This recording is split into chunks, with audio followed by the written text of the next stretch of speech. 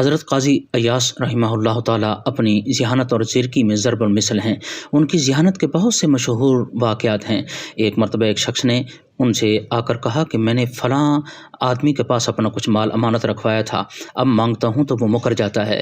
قاضی ایاس نے مدعا علیہ کو بلوا کر پوچھا تو اس نے صاف انکار کر دیا اور کہا کہ مدعی نے میرے پاس کوئی امانت نہیں رکھوائی۔ اب قاضی صاحب نے مدعی سے کہا کہ تم نے یہ مال اسے کس جگہ سپرد کیا تھا؟ اس نے کہا جنگل میں ایک جگہ ہے۔ تو قاضی صاحب نے پوچھا کہ اس جگہ کی کوئی علامت ہے؟ کہنے لگا جی ہاں، ایک درخت ہے، اس درخت کے نیچے یہ امانت سپرد کی تھی۔ مدعی نے یہ جواب دیا تو اچھا تو تم اس درخت کے نیچے جا کر دیکھو۔ قاضی صاحب نے کہا ہو سکتا ہے کہ تم نے وہاں امانت رکھوانے کی بجائے مال دفن کیا ہو اور بھول گئے ہو۔ مدعی چلا گیا اور قاضی صاحب نے مدعا علیہ سے کہا کہ اس کے آنے تک تم یہیں بیٹھو۔ اس کے بعد قاضی صاحب دوسرے مقدمات کے فیصلوں میں مصروف ہو گئے۔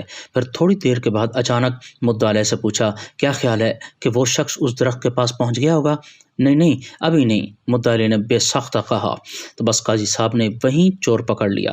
ظاہر ہے کہ اس شخص کا درخت کو پہچاننا اور اس کے فاصلے کا اندازہ کرنا اس بات کی دلیل تھی کہ اس نے واقعتاً اس درخت کے نیچے مدعی سے کوئی معاملہ کیا تھا۔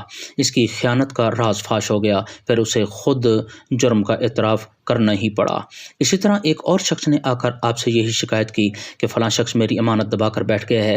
قاضی صاحب نے اس سے کہا اب تم چلے جاؤ، مدعا علیہ پر یہ ظاہر نہ ہونے دینا کہ تم نے میرے پاس اس کی شکایت کی ہے، پھر 2 روز کے بعد میرے پاس آنا۔ وہ شخص چلا گیا۔ قاضی ایاس نے اس مدعا علیہ کو بلوایا اور اس سے کہا کہ میرے پاس بہت سا مال آ گیا ہے، اگر تمہارا گھر محفوظ ہو تو وہ تمہارے گھر میں رکھوا دیا جائے۔ اس نے کہا جی ہاں بالکل محفوظ ہے میرا گھر۔ اچھا تو تم ایسا کرو کہ اس جگہ کو بنا کر رکھو، صاف کرو، تو یہ مال میں آپ کو دیتا ہوں۔ وہ شخص خوشی خوشی چلا گیا۔